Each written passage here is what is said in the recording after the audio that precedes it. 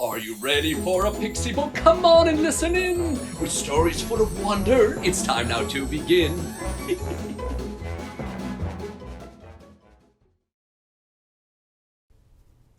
Hello, children. Oh, and hello to you, storybook. Ah, yes. Children, did you ever feel so hungry you could eat a house? Well, today's story is about a brother and a sister who did eat a house. Well, parts of it anyway. It's called Hansel and Gretel. Once upon a time, there was a boy and a girl named Hansel and Gretel, who lived in a secluded forest with their father. The father had always looked after them, hunting and gathering food for them to eat and keeping the fire burning on cold nights. But one day, he became so sick he couldn't even leave his bed. Soon, there was no food left to eat and very little wood to burn. Hansel and Gretel were still very young, so their father didn't allow them to go into the forest by themselves for fear they would get lost. But they knew they had no choice but to go and find some food and wood for the fire. So, one morning, when the father was still asleep, Hansel and Gretel quietly got dressed. They each took one piece of bread for their journey, leaving the last piece for their sick father, and they set out into the forest. Gretel was afraid they might get lost and never find their way back to the cottage. "Don't worry, little sister," Hansel said, "for I have a brilliant plan." He showed her how he was crumbling his piece of bread and dropping little pieces to the ground so that they could follow the breadcrumbs back home at the end of the day. They continued on their way, going deeper into the forest.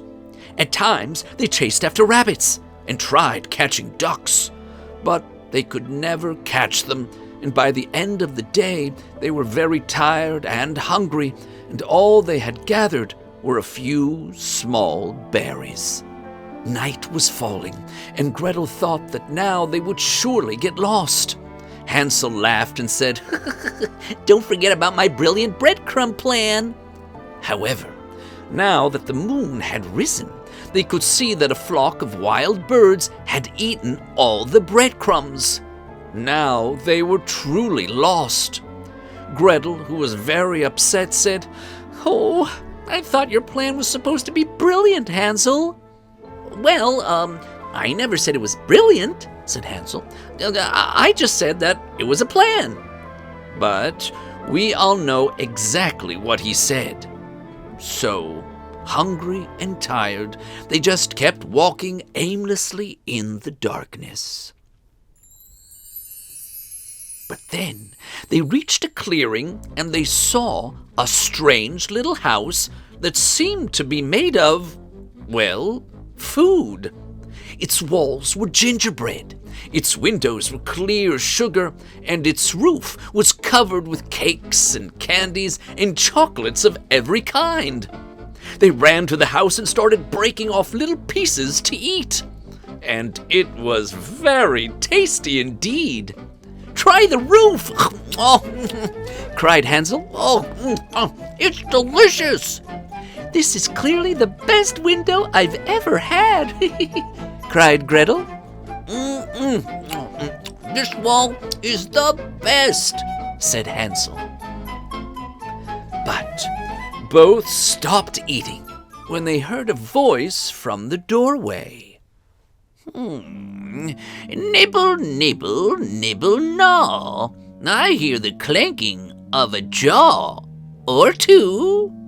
Who is nibbling at my little house? Is it a bear or a fox, a rabbit or a mouse, or two?" Hansel nervously answered, "No, it's the wind." Then they saw a little old lady standing at the open door. "Oh, it's just two harmless little children," she said. Oh, and you must be very hungry if you're eating pieces of my house.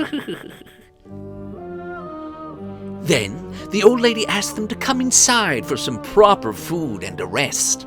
So Hansel and Gretel went inside the house, and the little old lady fed them milk and pancakes with sugar and apples and nuts, as much as they could eat. Afterwards, they lay down in 2 little beds and fell into a deep sleep and dreamt happy dreams. But when Gretel woke up in the morning, she saw her poor brother off in a corner, locked in a cage. And when she looked at the old lady, she saw in the light of day that she was bent over with razor-sharp teeth and blood-red eyes. Why, you're not a nice little old lady at all, Gretel said. You're a witch. Yes, I am a witch, she cackled. Then she explained that she built the house out of gingerbread and cakes and candies so she could catch hungry little children just like them. She said she planned to keep Hansel in the cage and, with Gretel's help, feed him all of his favorite foods until he was nicely round and plump. Now that's a brilliant plan, said Hansel. Then I will cook him and eat him, said the witch. That part I don't like so much, said Hansel. Gretel frowned and slowly shook her head. Over the next few days, Gretel had no choice but to help the witch prepare and feed Hansel all of his favorite foods to fatten him up for the fire. Hansel, Gretel whispered through the bars of the cage, we have to do something before she eats you, and then me. Don't worry, little sister, Hansel said with his mouth full. I'll come up with a brilliant plan. But first, pass me some more pancakes and chocolate sauce, please. Soon, Hansel was quite plump and round, and the witch started a fire in the big iron oven. The witch opened the big iron door and told Gretel to step inside and check if the oven was hot enough. But Gretel knew that the witch would just shut the door on her when she entered and eat her too. Oh, I don't think it's big enough, Gretel said. I don't think I could even fit through the door. No, you're just as silly as your brother, said the witch. The door is big enough. Just look, I can get in myself. And she crept over and thrust her head into the oven. Then Gretel gave her a big push. The witch fell into the oven, and Gretel slammed the iron door shut and fastened the bolt. Then, as the witch screamed from inside the burning oven, Gretel ran to the cage and freed her brother. Hansel, we're saved, she said as they embraced. Oh, I told you I had a plan, said Hansel. What plan? Said Gretel. Then, because they no longer had to fear the witch, they looked around her house and found boxes full of pearls and jewels. They knew that with such a fortune, they and their father would never go hungry again. They stuffed their pockets and left the witch's house. Gretel, who I think we can all agree was truly the brilliant one, followed the movement of the sun and the stars, and after a day and a night, they found their way back home. They rushed into the house and into the arms of their father. Oh, Gretel, he cried. Oh, I feared I would never see you again. Then he looked at Hansel. Oh, and who is this round little boy? The father said. It's me, Father, Hansel, Hansel said. Hansel, said the father, it looks as though you've been, eating well.